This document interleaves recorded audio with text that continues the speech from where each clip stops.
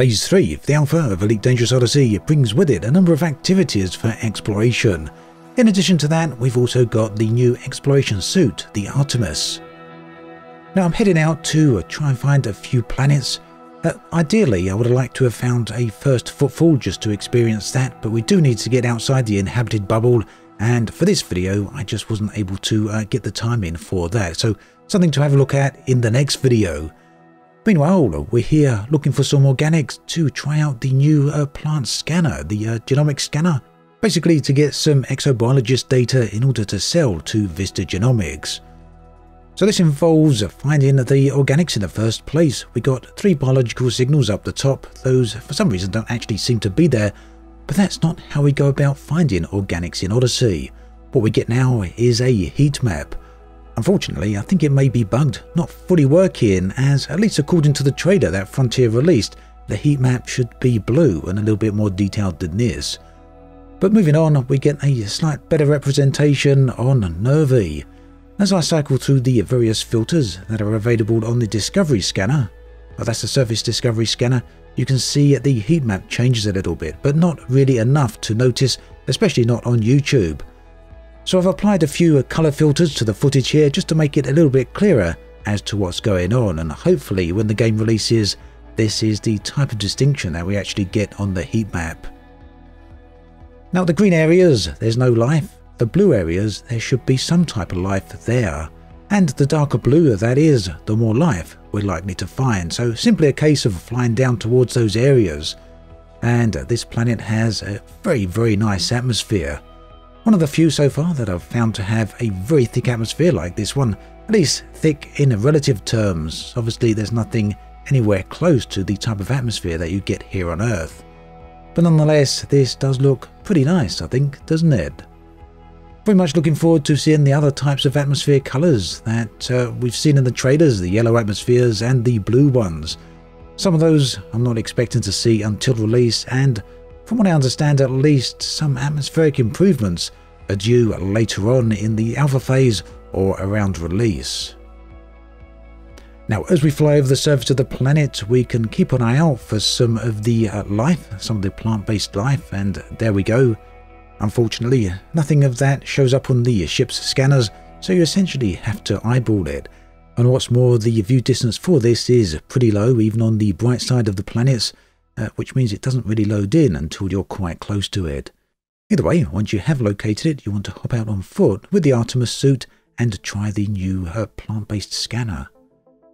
Now, you may have noticed that some of the sound is a little bit out of sync in this video. I do apologise for that. That was down to the capture, but make sure it's fixed for the next video. Now, this has been a bit controversial. When you're using the scanning tool, we get this little mini game. Now, as far as I understand it, the ring that we're seeing here is meant to represent a blast ring image generator.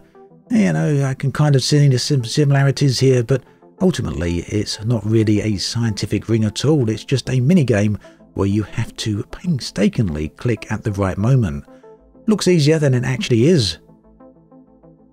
If you misclick, it backtracks and you have to do one of the rings again, but essentially you have to complete 3 rings and it will give you some information here. And you saw there, 1 scan of 3, and it gives us a name of the plant.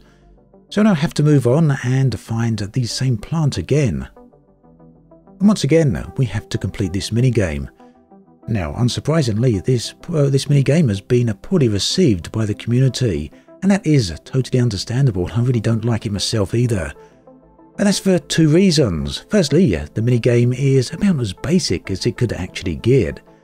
The second reason is that the context for this minigame is completely out of place.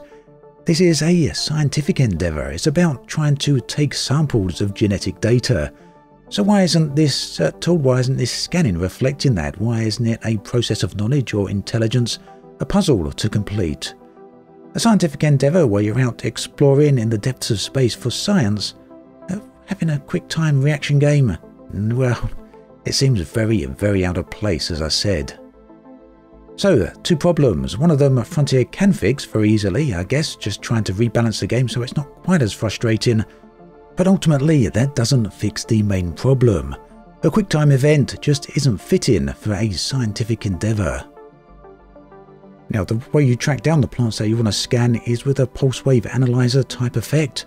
You're looking for green scanned plants. The ones that are blue are ones that you've already scanned. Now, I've already scanned this plant type. Many of them are showing up blue. We're looking for a green type. The game doesn't really give me any information as to why some are green and some are blue, but we just have to try and keep scanning until we find the third batch that we want to scan. Obviously, there's something different about these ones. There's some green ones over there. What's different about these? Why these are the ones we need to scan? There's no telling.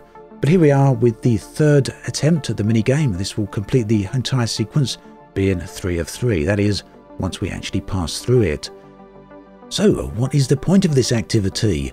Well, the point is to genetically sequence the life form.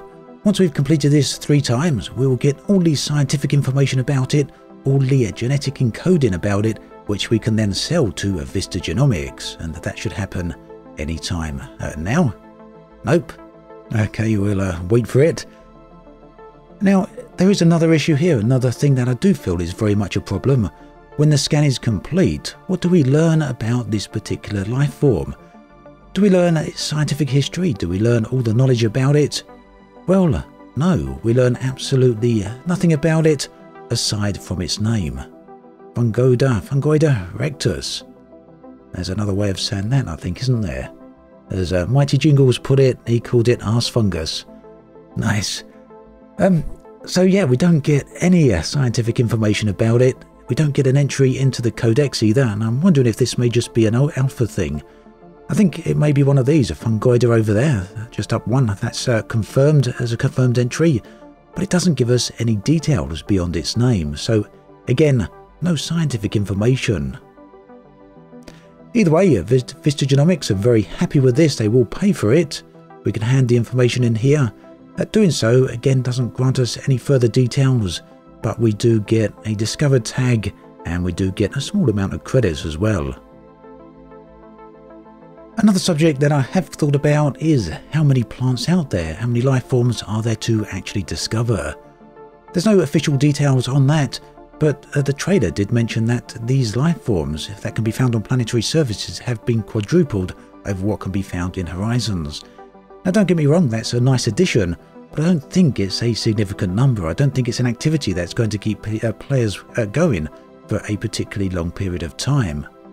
So unfortunately, and unusually perhaps for me, I may sound a bit downbeat about this, but I'm not seeing many positive sides to any of this at all. Meanwhile, let's just take a very quick look at how the whole thing works in No Man's Sky. And yes, I know No Man's Sky isn't the greatest comparison.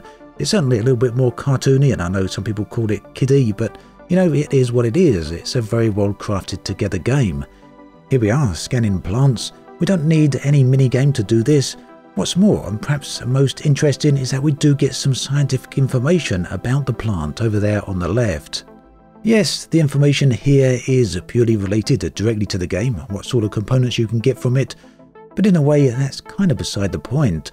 Ultimately, I don't see a reason why Frontier can't include some sciencey information about all the life forms that can be discovered in Odyssey, even if it's a form of pseudoscience like can be found with Thargoids and other such things. Now, unfortunately, as it stands now, I really do feel that the entire scanning of plants and life forms within Odyssey, as well as some of the plants themselves and the information you get from it, just feels completely unready for release. So here's my suggestions.